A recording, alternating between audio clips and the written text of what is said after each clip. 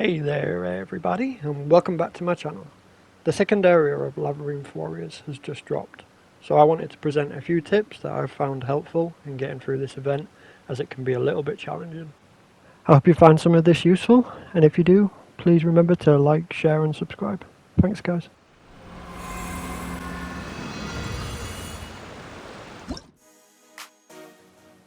Going in prepared is extremely important, but how can we prepare if we don't know who we are fighting?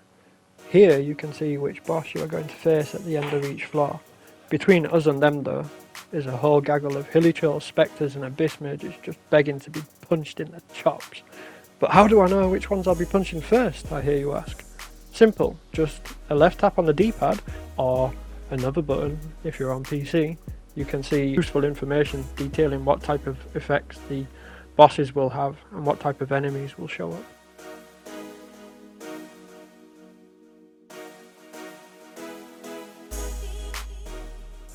This is obviously really important for knowing what type of elements we're going to require or what kind of support skills we need, whether we need a shield or a healer. For instance, the Rift Hounds appear on the first area, so you're going to want to take a healer because they strip away your health. Armed with the knowledge of who we're going to be fighting, we can build a team around exploiting elemental weaknesses and elemental combinations. We can have a main team of 4, which obviously usually consists of a DPS, sub-DPS support and a healer or variations of that. But we can also designate 4 support options, which you can switch out using the curative emplacement shown here.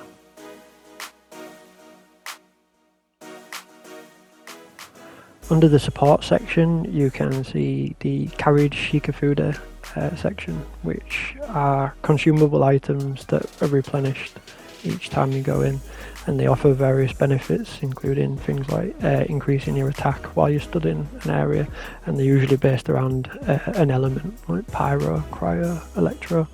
So getting ones that pair well with the team that you've selected. For instance, if you're using Zhao, there is one that increases your jump height, which will mean that you get more plunge damage. One final note, do make sure that each of your 8 party members is equipped, because once you enter you cannot change your gear. Be sure to use your Shikifudas. They provide some amazing passive effects, some more active effects as well, like the Animo one that basically is a mini venti in your pocket. You can choose 3 and you get 3 uses out of each of them, and there are certain chamber charms that will replenish some uses or provide extra uses, so it's definitely worthwhile choosing some that support your party. Charms provide various passive effects, buffing areas like pyro damage. They have different rarities which increase the power of the passive. The passive effect and rarity of a charm are rolled at the end of a chamber, so it's difficult to plan where you're going to buff. So just try to take passive effects that have some beneficial impact on the character. If you're up for a challenge, certain chambers will provide an opportunity to increase the difficulty for higher valued charms, but don't feel like you have to do these. Curative emplacements offer a valuable opportunity to heal and resurrect party members, but don't be tempted to use these too early. The use of healing items in the dungeon is not allowed, so you may find that you need to rely on this to bring a party member back. Curative emplacements are also used to switch out party members, which enables you to develop a bit of a strategy for tackling certain chambers.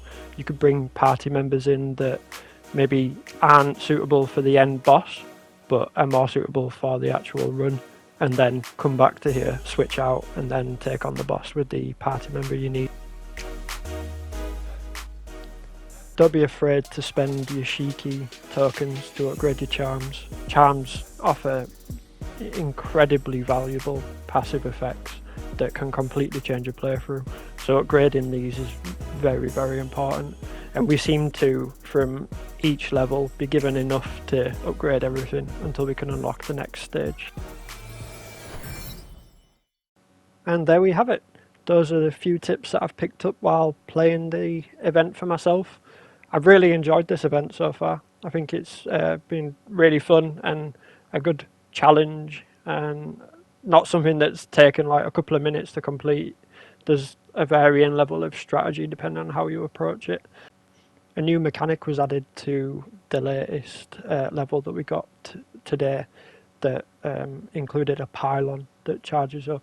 So if I find that we get towards the end of the event and there's more mechanics added, I'll update this guide to reflect that. If you guys have got any other tips that might help other people out, or can think of something glaringly obvious that I've missed out, please feel free to post it down in the comments. And if you've stuck around to the end of this video, thank you very much. I really appreciate it. Please like, share and subscribe, and until next time, I'll see you later.